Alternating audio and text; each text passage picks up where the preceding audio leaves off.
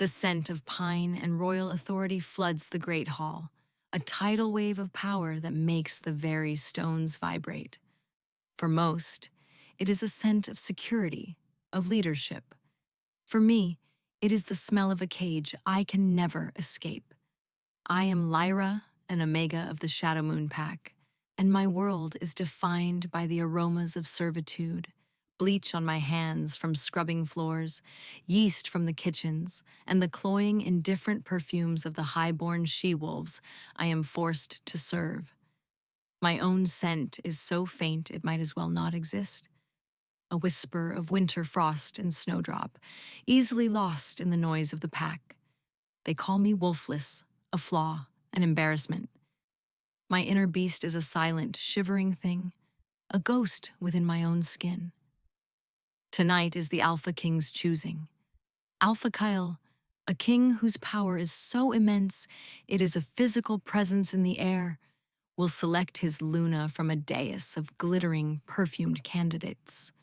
I am not one of them. I am a shadow clinging to the walls, refilling goblets of wine, my gaze fixed firmly on the flagstones. To look up is to invite notice, and notice is a dangerous currency I cannot afford. The air hums with anticipation, thick with the sense of ambition and desire from the she-wolves preening on the platform. Each one smells of summer flowers, of rich earth, of vibrant life. I am winter, barren and forgotten. My instructions are simple. Keep my head down, my hands busy and my presence erased. I am a function, not a person. But as I move along the back wall, my pitcher of wine heavy in my arms, a sudden current of air shifts. It carries his scent directly to me, undiluted and overwhelming. Pine, crackling wood smoke, and the clean, sharp ozone of a coming storm. It slams into me, not as a threat, but as a key turning in a lock I never knew existed. Deep inside, in the frozen core of my being, the ghost of my wolf stirs. It unfurls a single, sleepy limb, and for the first time in my life, I feel a flicker of warmth. A single word echoes in my mind, a primal drumbeat. Mate! The pitcher slips from my numb fingers. It shatters on the stone floor, a crash that cuts through the reverent hush of the hall. Wine, dark as blood, pools around my worn boots. Every head turns, and for the first time, the piercing, silver gaze of the Alpha King lands on me. Time slows.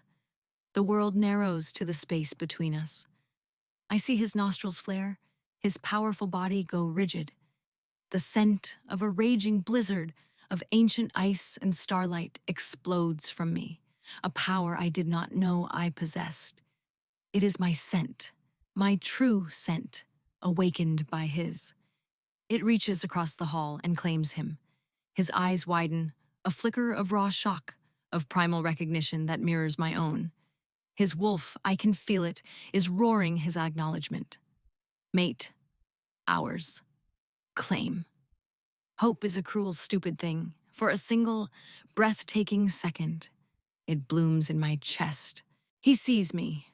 The Alpha King, my fated mate, sees me. Perhaps this is it. The end of the invisibility. The end of the shame. But then his eyes narrow, sweeping over my threadbare Omega tunic, my calloused hands, my lowly stature. I see the war on his face, the primal instinct of the bond clashing with the cold logic of a king. His council members are leaning in, their whispers like the hiss of snakes. I can smell their disapproval, their disgust. An Omega? A flawed, wolfless Omega for their mighty king? Impossible. He straightens his shoulders, the mask of the Alpha King slamming back into place. The warmth in his eyes vanishes, replaced by a glacial cold that freezes the hope in my veins. He turns his back on me, deliberately, a gesture of absolute dismissal.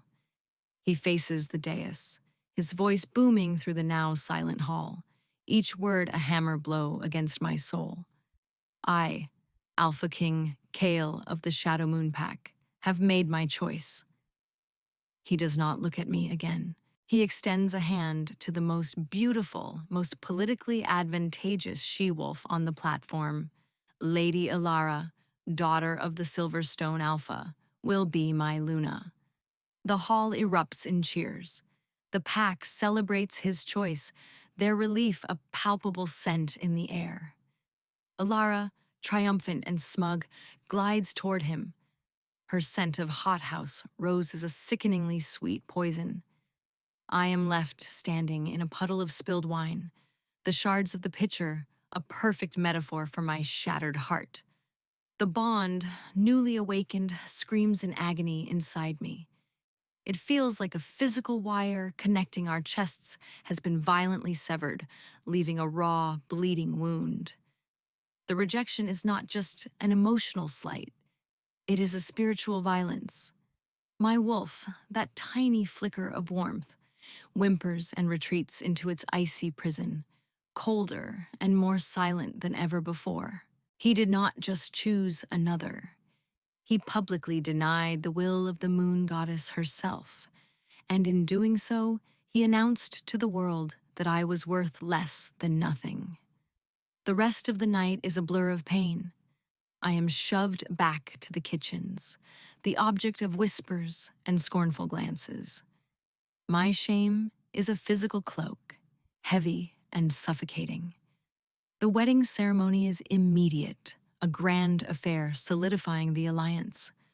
While the pack feasts and dances, celebrating the union of their king and his chosen Luna, I am tasked with scrubbing the blood-dark wine stain from the floor where my hope died. The scent of Kyle and Ilara, now mingled, is a constant torment, a ghost of what should have been. It coats every surface, every breath of air. Later, as the celebrations reach their peak, a cold presence falls over me in the deserted scullery. Ilara stands in the doorway, flanked by two of her hulking, sneering cousins. She is breathtaking in her wedding silks, the silver Luna circlet on her brow, but her rose scent is curdled with malice. The king was distracted tonight, she says, her voice a silken threat. We cannot have distractions. They must be removed. Before I can speak, her cousins seize me. They are brutally strong, their hands like iron bands on my arms.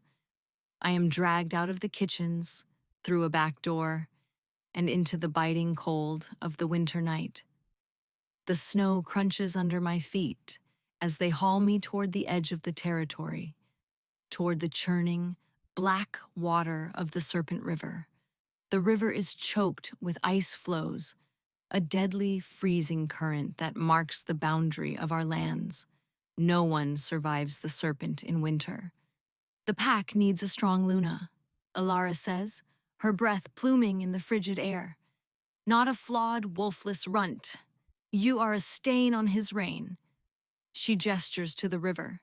Wash yourself clean. Her cousins laugh, a harsh, ugly sound. They swing me between them, once, twice, and then they throw me. The shock of the icy water is a physical blow, stealing my breath and driving the air from my lungs in a silent scream. The current is a monster, pulling me under, its frigid teeth tearing at my thin clothes. My head strikes a chunk of ice, and the world explodes in a flash of white-hot pain before dissolving into darkness. As I sink into the black, crushing depths, the last thing I feel is the agonizing snap of the rejected bond, stretched beyond its limit.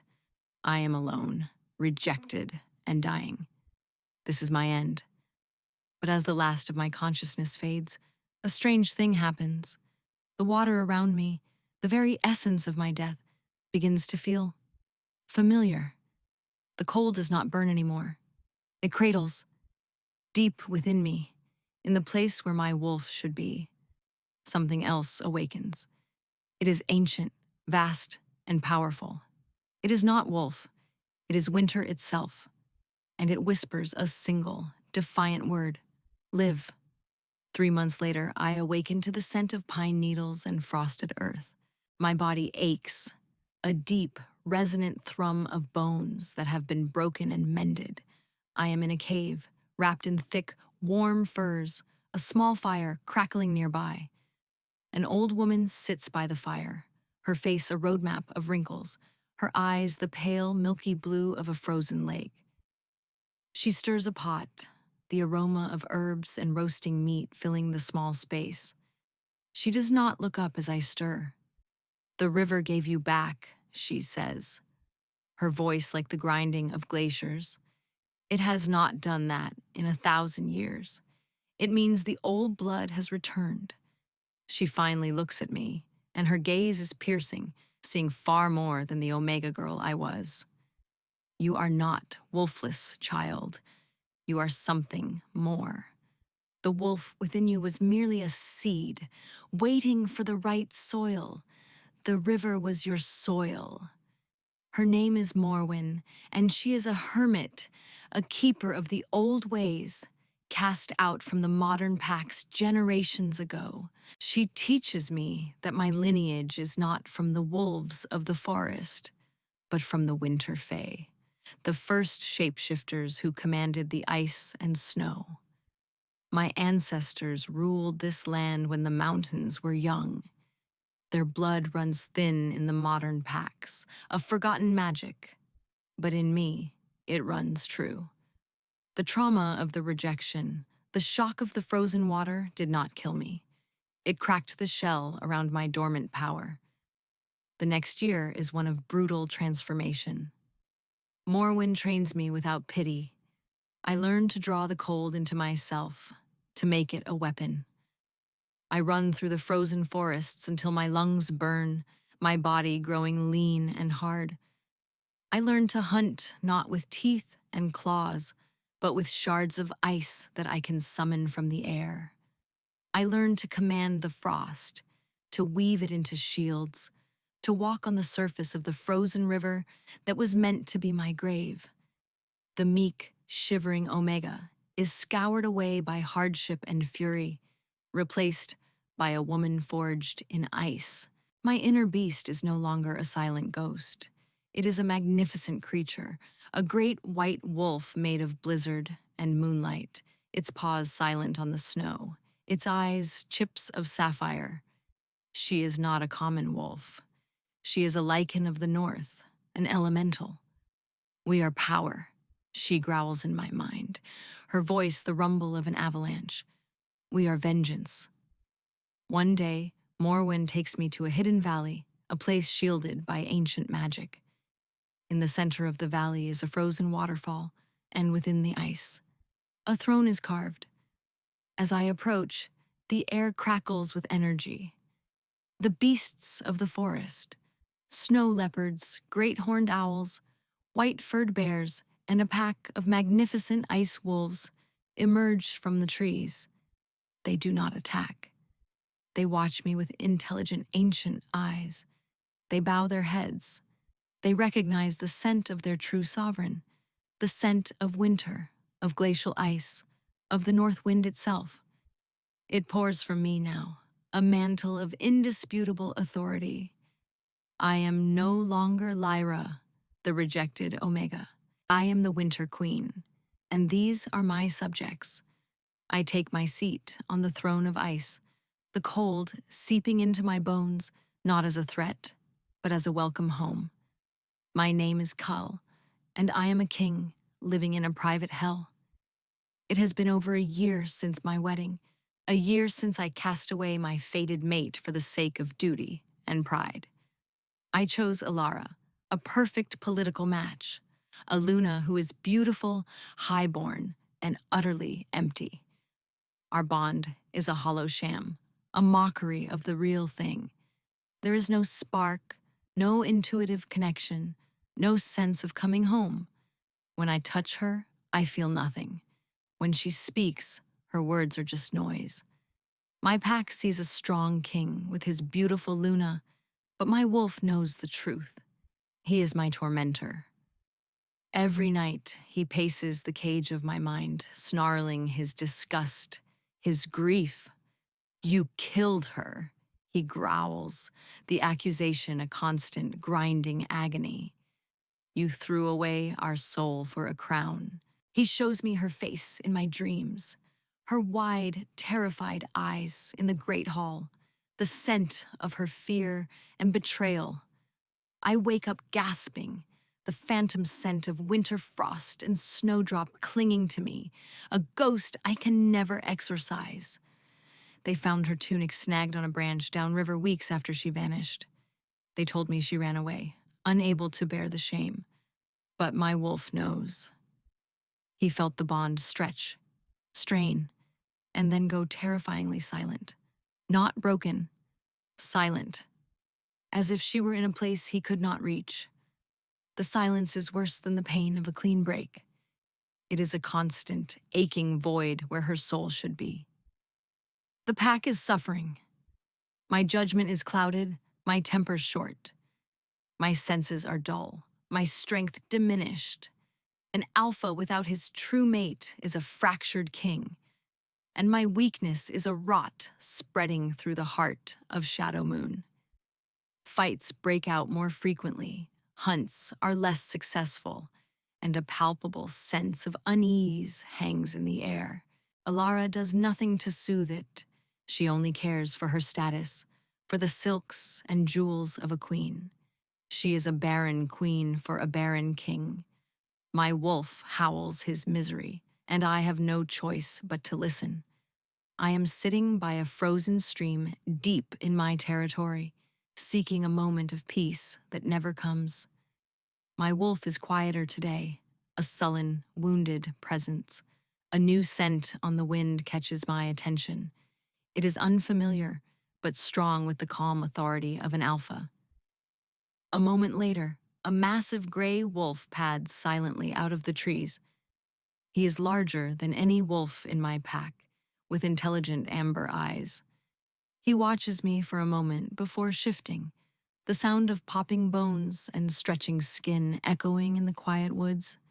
He stands before me, a tall, powerfully built man with a kind face and a calm demeanor. Alpha Kyle, he says, his voice a low baritone. He inclines his head respectfully. I'm Ronan, Alpha of the Silver Creek Pack. I have come to speak with your queen. My brow furrows. My Luna is at the main keep. Ronan shakes his head, a small, sad smile on his lips. No, not her. I have come to speak with the Winter Queen, the true ruler of these northern lands. My blood runs cold. The Winter Queen. A legend, a ghost story whispered by travelers, a sorceress who commands the ice and the beasts of the forest. I had dismissed the tales as nonsense, but the look in this alpha's eyes is not one of a man chasing fairy tales. He is deadly serious. Before I can question him further, another scent drifts on the wind. It is a scent I know from my nightmares, from the deepest, most wounded part of my soul, winter frost and snowdrop. But it is different now. It is no longer a faint whisper. It is a blizzard, a powerful, commanding aura of absolute authority, laced with the sharp, clean scent of glacial ice. She steps out of the trees behind Ronan, and my heart stops. It is her, Lyra, but it is not the girl I remember. The meek, frightened Omega is gone. In her place stands a queen. She is dressed in white furs and leathers, her silver hair braided with ice crystals that glitter in the pale light. Her eyes, once soft and brown, are now the startling, piercing blue of a winter sky. Scars, like fine silver tracery, mark the skin of her hands, a testament to a life of hardship I cannot imagine. She is taller, stronger, radiating a power that makes the air around her crackle. My wolf, my broken, miserable wolf, rears up inside me, howling a single, desperate word. Mate. But her eyes, when they land on me, hold no recognition of our bond. They hold only a chilling, regal indifference. She is looking at me as if I am a stranger, a minor lordling intruding on her domain, and next to her, Alpha Ronan stands with a quiet possessiveness, a comfortable familiarity that feels like a dagger in my chest. He is her protector, her confidant. He is the one who gets to breathe in her magnificent scent, who gets to stand by her side. Alpha Kyle, she says, and her voice is the sound of ice cracking on a frozen lake. It holds no warmth, no echo of the girl who once looked at me with hope. You are trespassing. State your purpose. The rejected bond between us, so long silent and aching, explodes back to life. It is not a gentle warmth. It is an excruciating surge of power, a torrent of a year's worth of her pain, her rage, her transformation pouring into me. It brings me to my knees, a gasp tearing from my throat. Her power is immense, a living force of nature, and my own weakened alpha energy feels pathetic in comparison. She has become a queen, while I have been rotting from the inside out. Ronan moves to stand slightly in front of her, a protective gesture that sends a wave of primal jealousy through me. He means no harm, my lady, he says to her gently, his voice full of a respect and tenderness I was too arrogant to ever show her. His presence is harm enough, she replies, her gaze still locked on me, cold and unforgiving. The power dynamic has been utterly inverted. Here, in her lands, I am the supplicant. I am the one begging for an audience. And the woman, who should have been my Luna, my other half, looks at me as if I am nothing more than an inconvenience. The realization is a brutal, physical blow. I did not just reject an Omega. I cast away a queen. Worse than the coldness is the rising threat we all face. For weeks, shadow creatures have been bleeding out of the blighted lands to the east, the Umbra. They are fast, silent, and feed on fear. My warriors can fight them, but they are relentless, and their numbers grow with every new moon. Our pack shaman, an ancient wolf named Ilara, warned me that the Umbra have a weakness, anathema to their shadowy nature. They cannot stand the touch of true ice magic, the power of the Winter Fae bloodline that was thought to be lost forever. And now, here she is, the living embodiment of the one power that can save my people. The woman I tried to destroy is the only one who can prevent our annihilation. The irony is so bitter, it tastes like ash in my mouth. I push myself to my feet, my pride a tattered rag. I am no longer here as a king demanding tribute, but as a desperate man facing the consequences of his gravest mistake. My lady, I say, forcing the title through my teeth, I have come to ask for your help. Her expression does not change. There is no flicker of sympathy, no hint of triumph, only the vast, empty cold of a winter wasteland. The silence stretches, broken only by the sigh of the wind through the pines. Ronan looks between us, his expression grim. He knows our history. I can see it in his eyes. He knows exactly what I threw away. My pack is under attack, I continue, my voice strained. By the Umbra. Our shaman says only the old magic can stop them. Your magic. Your pack, she repeats, the words devoid of emotion. The one that cast me into a river to die. Why should I save them? The question is not angry. It is a simple, logical inquiry, which makes it all the more devastating. She is not driven by vengeance. She is driven by a pragmatism forged in betrayal. She owes us nothing. She owes me less than nothing. They are innocent people, I plead, hating the weakness in my own voice. The warriors, the families, the children, they follow their alpha. My mistakes should not be their death sentence. Every choice has consequences, Alpha Kale, she says, her voice still a frozen calm. You made yours in the great hall. My servants threw me into the river on your wedding night. Those were their choices. Now we all live with them. She turns to Ronan. Let us go. The air here is stale. She turns her back on me, a mirror of the gesture I made a year ago. It is a perfect, poetic justice, and it guts me completely. My wolf howls in my skull, a sound of pure despair. Fix this. Do not let her leave. Our mate. Desperate, I call out. Lyra, wait! She pauses but does not turn. Ronan places a hand on her arm, a gesture of support. My name, she says, her voice carrying on the wind, colder than the ice at her feet, is Queen Lyra of the Winter Court, and you will address me as such. With that, she and Ronan melt back into the trees, leaving me alone with the screaming agony of the bond and the terrifying knowledge that the fate of my people rests in the hands of the woman I sentenced to death.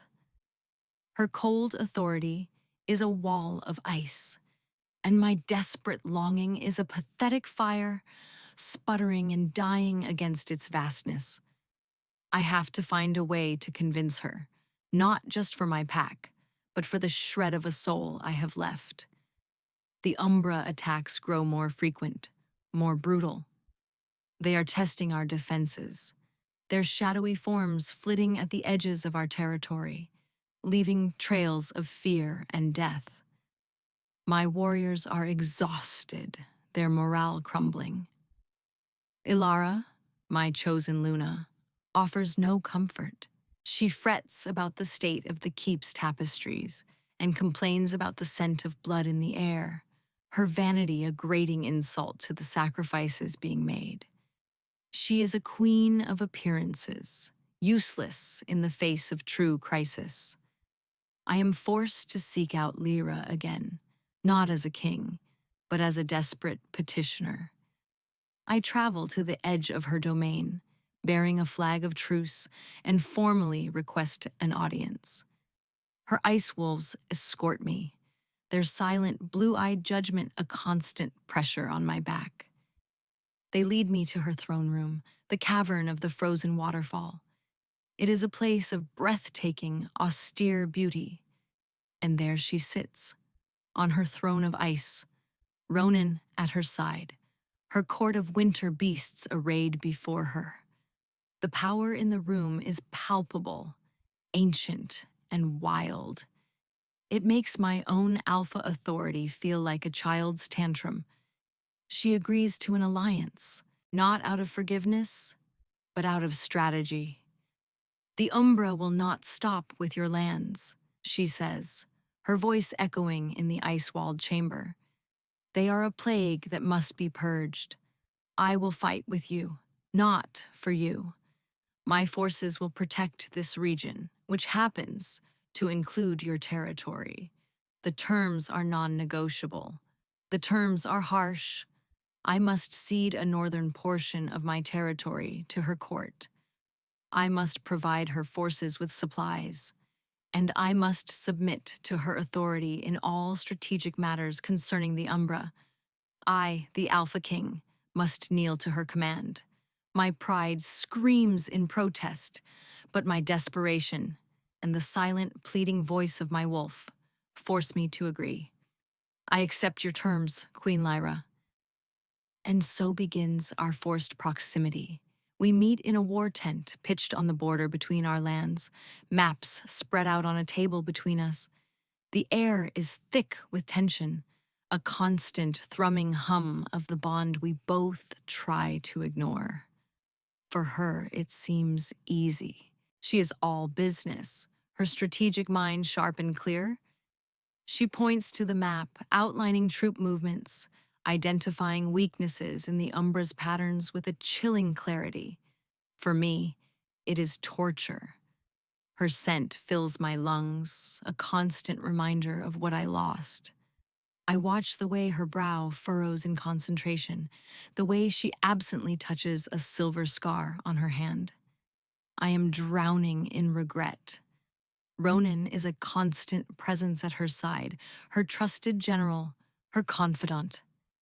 The easy way they speak, the way he looks at her with open admiration and affection, is a slow, grinding torment. He is a good alpha.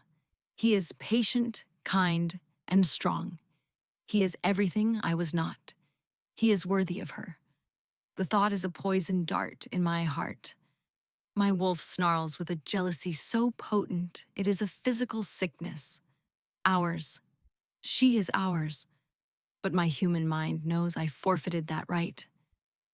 One night, after a particularly brutal skirmish where we barely held the line, the tension finally breaks. We are alone in the war tent, the flickering lamplight casting long shadows. She is tracing a line on the map, but her hand is trembling slightly. I see the exhaustion in her face. The toll this fight is taking. We lost 5 of my ice wolves today, she says, her voice quiet. The cold facade cracking for just a moment to reveal the queen who feels the loss of every one of her subjects. I am sorry, I say, the words feeling utterly inadequate. She looks up at me, and for the first time, her eyes are not filled with cold indifference, but with a raw, simmering anger. Sorry? You are the reason we are here, Kale. Your weakness, your fractured leadership, it drew them. The Umbra feed on decay, and you let your pack rot from the head down. I know, I whisper, the confession tearing from my throat. I know, it was my fault, all of it. I can't stop the words now that they've started. I was a fool. I was a coward. I listened to my counsel, to my pride. I saw you, and my wolf screamed. But I was afraid. Afraid of what they would say. Afraid of choosing a flawed Omega over a political alliance. I chose a crown over my own soul. My voice breaks. I let them hurt you. I let them throw you away. And every day since, I have lived in a hell of my own making. My wolf despises me.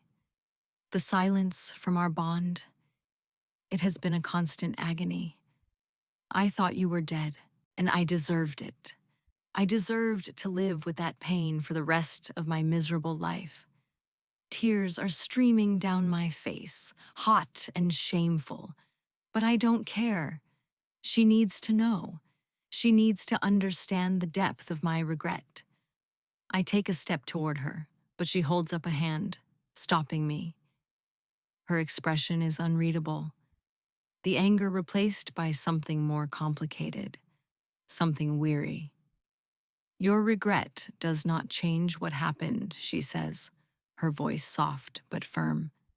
It does not bring back the girl who died in that river. Your words are meaningless without action. We are allies, Alpha Kale. Nothing more. Do not forget that.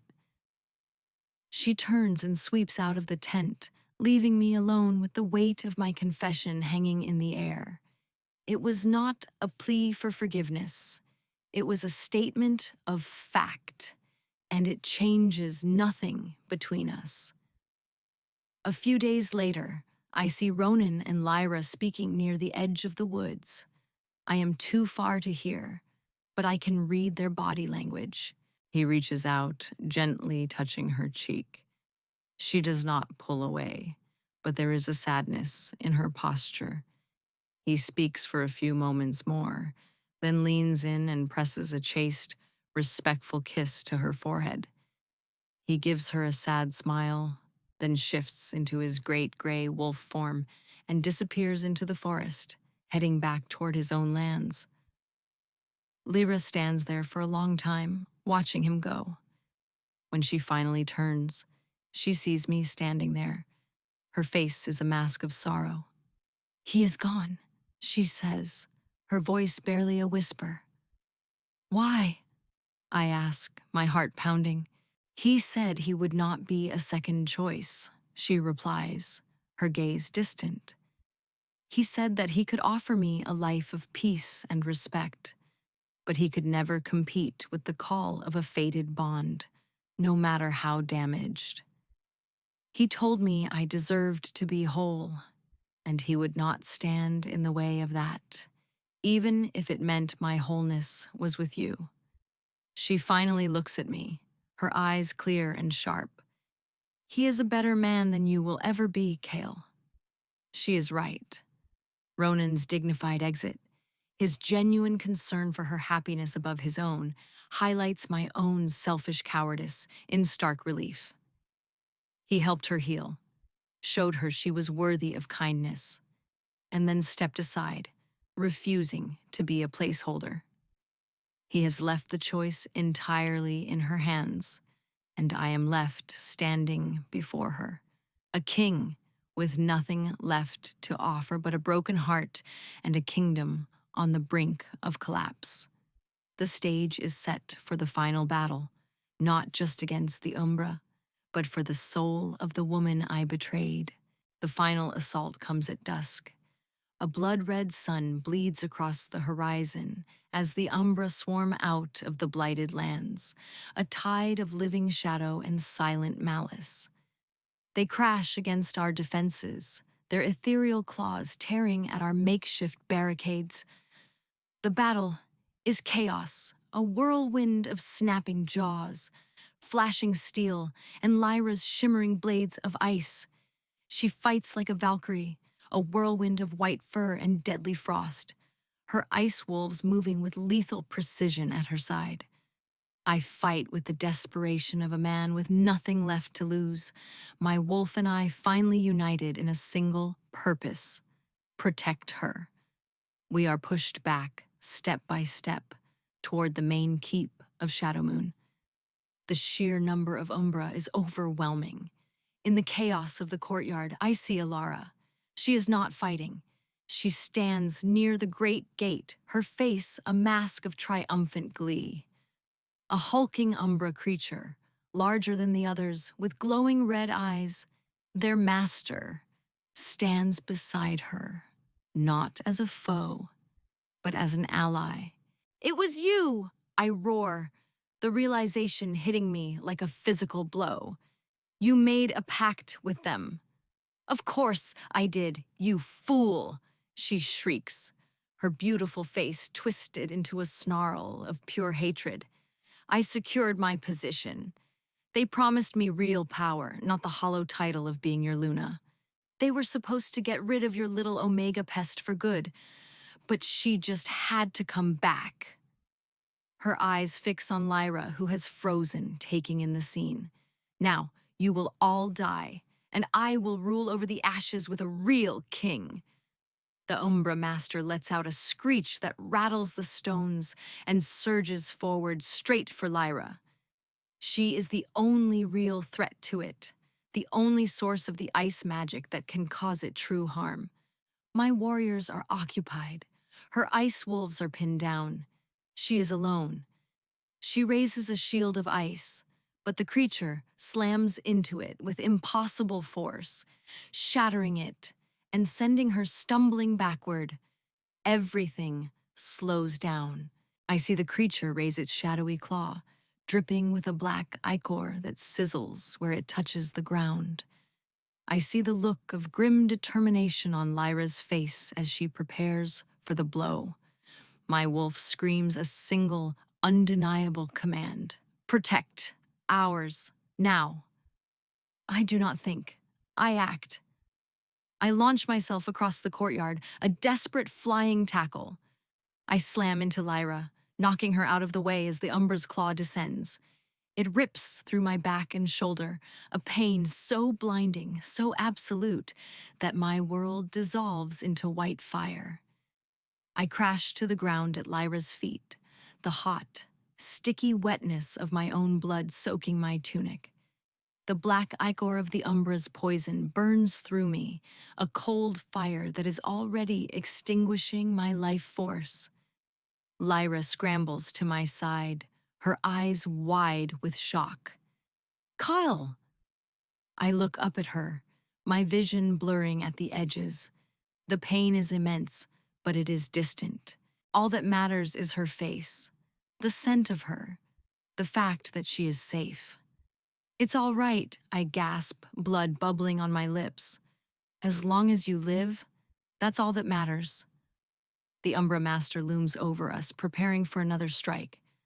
My pack, my kingdom, my life, none of it matters anymore. Only her. With the last of my strength, I do the only thing I have left to do.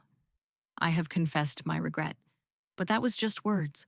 This is the action. This is the proof. I shift my weight, a movement that costs me everything, and I kneel before her. I lower my head and bare my throat in the ultimate gesture of submission. I, Kyle, of the Shadow Moon Pack. I force the words out, my voice a ragged, dying whisper. Here, before my mate and the goddess. I renounce my rejection. I renounce my title. I renounce my life. For hers. This is my grovel.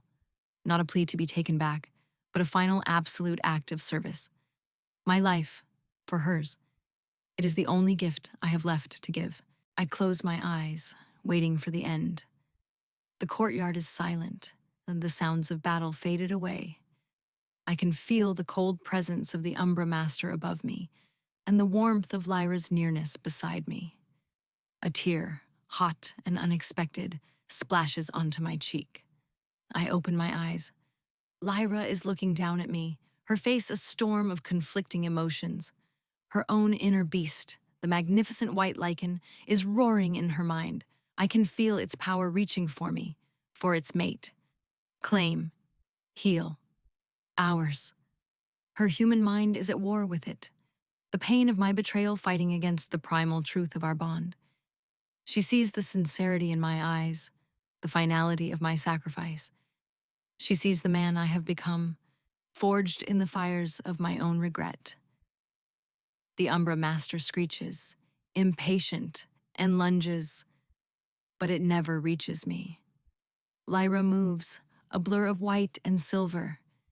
She places her hands on either side of my face, her touch both freezing cold and searingly hot. Her piercing blue eyes lock with mine. No, she whispers, her voice shaking with a power that makes the very air tremble. I will not let you die. I will not be free of you that way. She leans down and her lips meet mine. It is not a gentle kiss. It is a collision of cosmic forces, an explosion of fire and ice. In that moment, she makes her choice.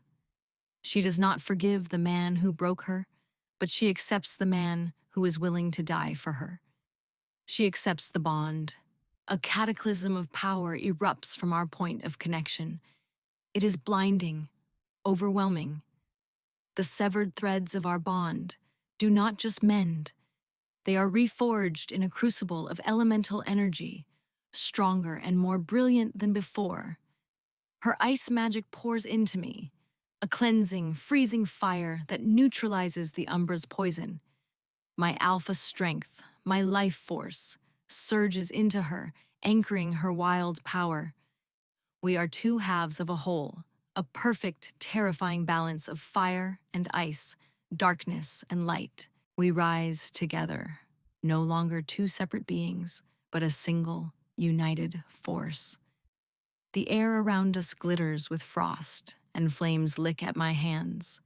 I look at Lyra, and she is magnificent, a goddess of winter wreathed in my own alpha aura.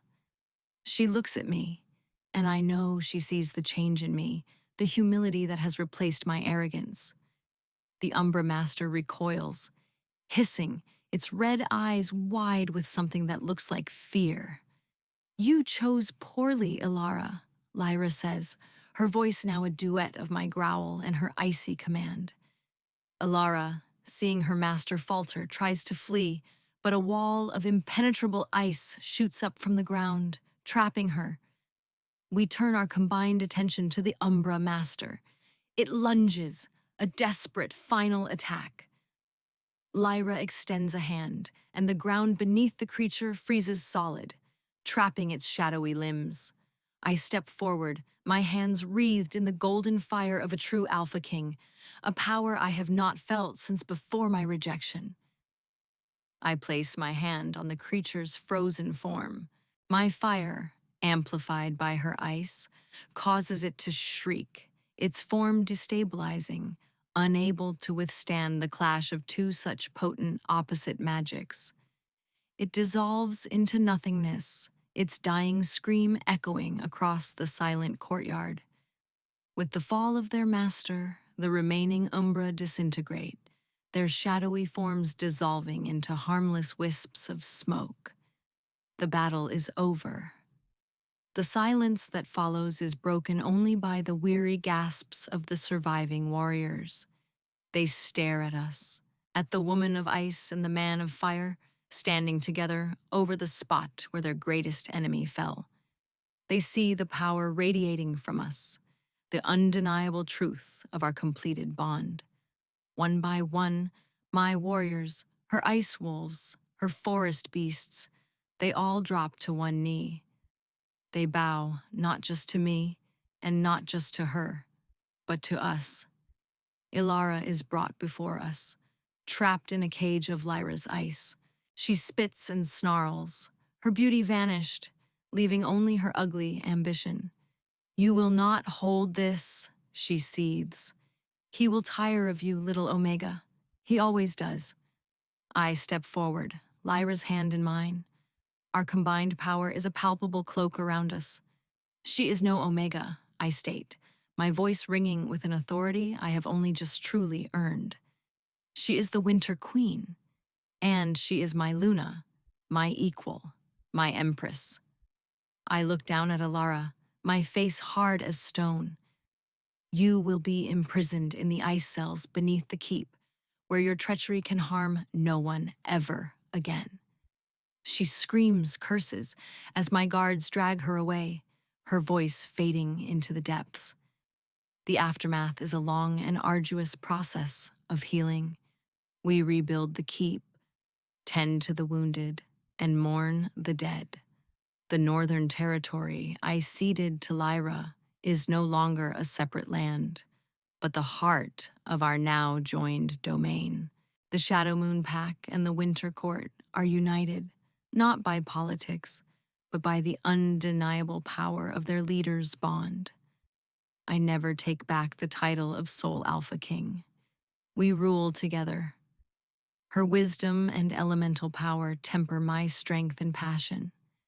We are stronger together than we ever could have been apart. Months later, we stand on the highest balcony of the rebuilt keep, looking out over lands that are finally at peace. The snow is falling gently, blanketing the world in a pristine, quiet white. My shoulder still bears the deep, jagged scar from the Umbra Master's claw, a permanent reminder of my sacrifice. Lyra reaches out and gently traces it, her touch sending a shiver of warmth through me, not cold. Does it still hurt? She asks softly. No, I reply, turning to face her. It is a reminder that I finally did something right. I take her hand, the one with the fine silvery scars from her time of survival, and press it to my lips. I am so sorry, Lyra, for everything. I know, she says, and for the first time, I see the ghost of the girl I first met in her eyes, a flicker of vulnerability beneath the Queen's strength. The scars are a part of our story, Kyle. Yours and mine. We cannot erase them. We can only build something new upon them. She leans her head against my chest, and I wrap my arms around her, holding her close. Her scent of blizzard and glacial ice mingles with my own of pine and smoke. It is the scent of home, of wholeness, of a bond that was shattered and reforged in the extremes of fire and ice. Our journey was one of agony and regret, of death and rebirth. We are not the same people who met in the Great Hall over a year ago. We are scarred, we are changed, but we are finally, completely whole. The pack did not just throw her into the river, they threw her onto her throne. And I, her humbled king, will spend the rest of my days proving I am worthy to stand beside it.